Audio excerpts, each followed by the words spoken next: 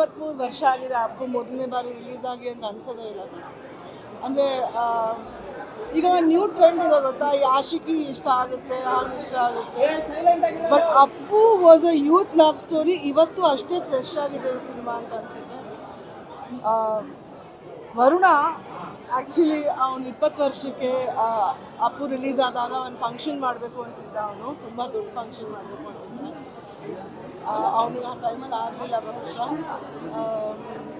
But 23 ವರ್ಷ ಆದಮೇಲೆ ಅಪ್ಪು ನನ್ನ ಪಕ್ಕದಲ್ಲಿ ನಿಂತ್ಕೊಂಡು ಇಂಟರ್ವ್ಯೂ ಕೊಡ್ತಾ ಇಲ್ಲ, ನಾನು ಡೆಫಿನೆಟ್ಲಿ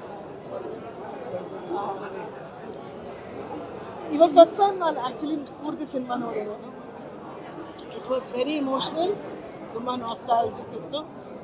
ಬಟ್ ಅಭಿಮಾನಿಗಳು ಇವತ್ತು ಬಂದು ಇಷ್ಟು ಉತ್ಸಾಹದಿಂದ ಸಿನಿಮಾ ನೋಡಿದ್ರು, ಆ ಫೈರ್ ಗನ್ಗಳೆಲ್ಲ ಹೊಡೆದ್ರು. It was really beautiful. Best part ಏನಂದರೆ ನಾನು ನನ್ನ ಮಗನ ಜೊತೆ ಇವತ್ತು ಸಿನಿಮಾ ನೋಡಿದೆ.